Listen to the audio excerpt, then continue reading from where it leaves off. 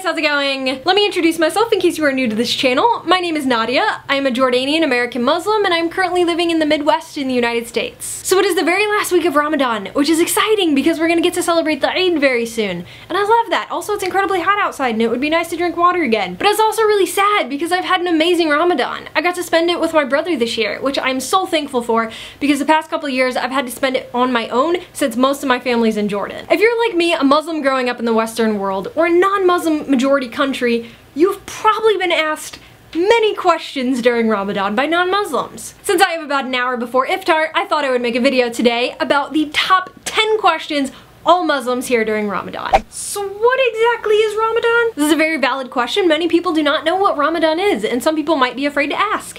So, it is the 9th and holiest month of the Islamic calendar. It was when the Quran was first revealed to the Prophet Muhammad, peace be upon him. Muslims all over the world fast from sunrise to sunset. This includes not eating anything, not drinking anything, no smoking, abstaining from sexual activity, impure thoughts, negativity, kind of in general. You don't want to swear, you want to avoid arguments, gossip, basically anything sinful. It's an entire month where you can strengthen your faith in God and break any bad habits that you have developed over the year. While it is incredibly difficult to not eat or drink anything all day, and it is a sacrifice, you're not supposed to hurt yourself. So if you're pregnant, breastfeeding, that time of the month, you're a child, elderly, traveling, you're not feeling well, then you can abstain from fasting. You don't have to do it because you're not supposed to make yourself sick over it. It is supposed to be a sacrifice, but it's not supposed to kill you. Why does Ramadan change every year? And the Islamic calendar is based on the lunar cycles. Ramadan begins with the appearance of a new moon in your respective country and then ends 30 days later with the next sighting of a new moon. Now the lunar calendar is about 11 days shorter than the Gregorian calendar,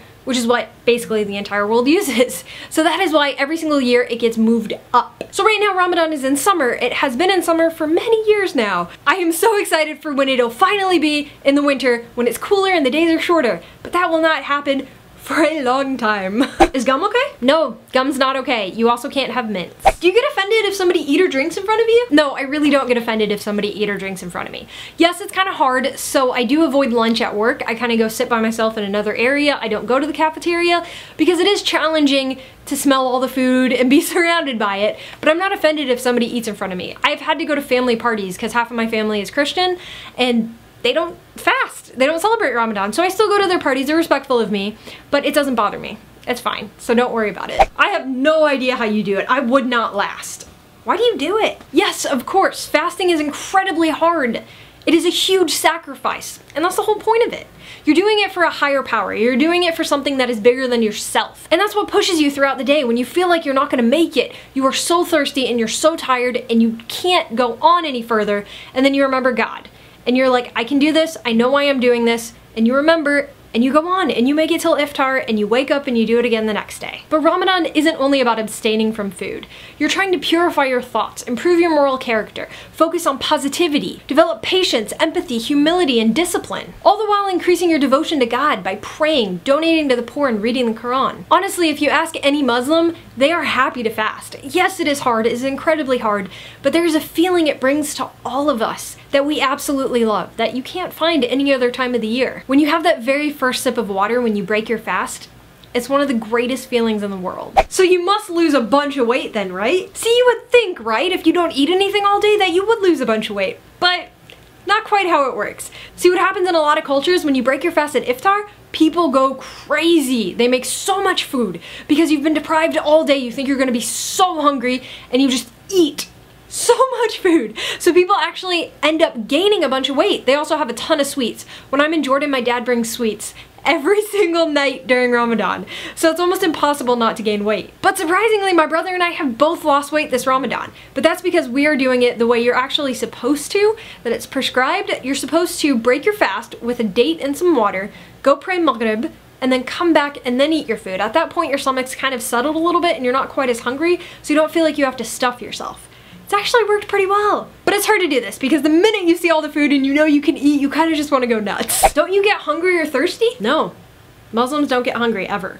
We have stomachs of steel. Yes, we get hungry. We get hungry and thirsty. It is very hard. It's hard when your stomach starts growling too and there's nothing you can do about it. So this was not really a question, it's more of a statement. Anytime somebody mentions food or that they're really hungry and then they immediately look at me and remember I'm fasting and they're like, oh my gosh, I'm so sorry, I forgot you were fasting. Honestly, stop apologizing. You do not have to say, I'm sorry, every single time you eat in front of me.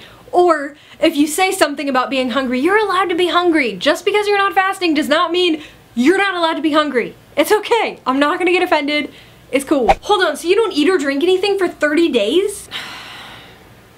Really? We would be dead! Fasting is just from sunrise to sunset. Not even water? No, not even water. I get asked this question probably every single time I talk about Ramadan to a non-Muslim. And it's a valid question because it is kind of crazy to be like, wait, no water even in the summer? Oh my gosh. Yes, no water. It's the most sacrifice though, because honestly, not eating for 16 hours isn't that hard.